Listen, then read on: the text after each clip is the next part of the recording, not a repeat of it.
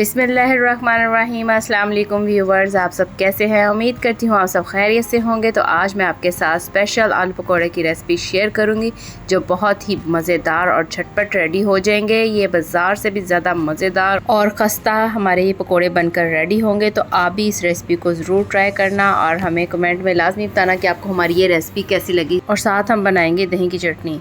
बिस्मिल्लाहिर्रहमानिर्रहीम। तो चले अब हम अपनी रेसिपी स्टार्ट करते हैं। 1.5 कप हमने बेसन लिया है। बरसात का मौसम हो तो ये पकोड़े बनाकर खाने का अपना ही मज़ा है। 1 चाय का चम्मच मैंने इसमें ज़ीरा लिया है।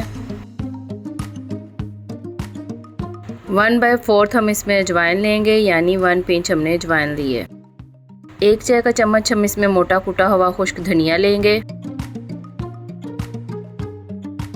आधा चाय का चम्मच हम इसमें मोटी कुटी हुई लाल मिर्च लेंगे।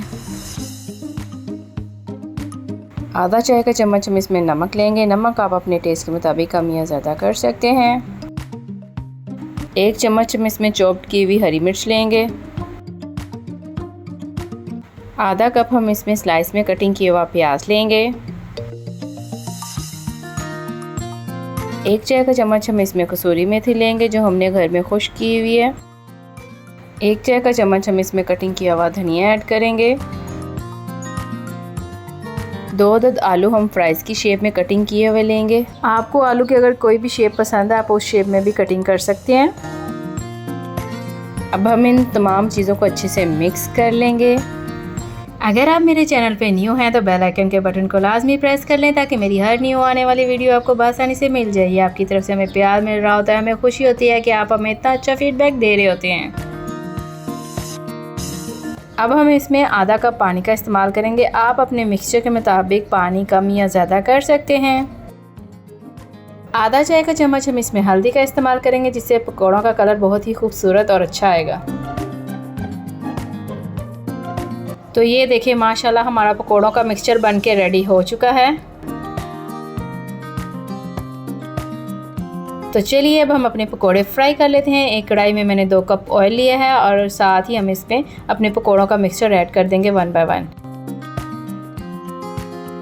अगर आप डाइटिंग पे हैं तो आप भी इन पकोड़ों को एंजॉय कर सकते हैं। आप इस मिक्सचर को एयर फ्राई में या पैन में ऑयल ग्रीस करके इन पकोड़ों को फ्राई करके एंजॉय कर सकते हैं।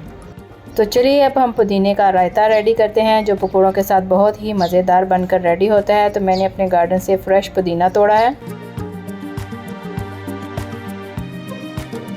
चटनी बनाने के लिए मैंने 1 अदद हरी मिर्च, थोड़ा सा धनिया और पुदीना लिया है और इसको मैं हैंड चॉपर में डालकर चॉप कर लूँगी। आप चाहे तो इसको ब्लेंडर में भी ब्लेंड कर सकते हैं।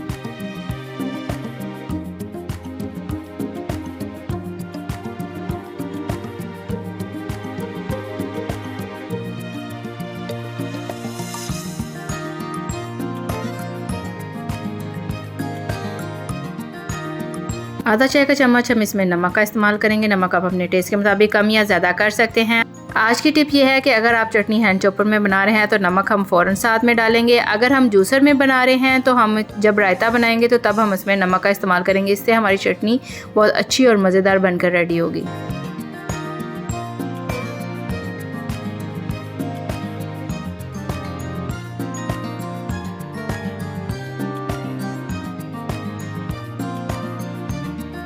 तो माशाल्लाह ये देखिए हमारे कितने मज़ेदार क्रिस्पी और खस्ता पकोड़े बनकर रेडी हुए हैं। आपको आज की मेरी पकोड़ों की मज़ेदार रेसिपी कैसी लगी है कमेंट में लाजमी बताएं और शेयर भी बहुत ज़्यादा करें, फॉलो भी करें। अल्लाह पाक हम सबको अपने ज़मान में रखे, तमाम बच्चों के नसीब अच्छे करे। जो परेशान हाल है उनकी परेशानियाँ दूर फरमाएँ और जो बीमार हाल है उनको सेहत याबी दे। आमीन सुम्मा आमीन। और मुझे भी अपनी दुआओं में ज़रूर याद रखें। इस रेसिपी को ज़रूर ट्राई करें और इसी के साथ मुझे दीजिए इजाज़त। अल्लाह हाफ़िज़।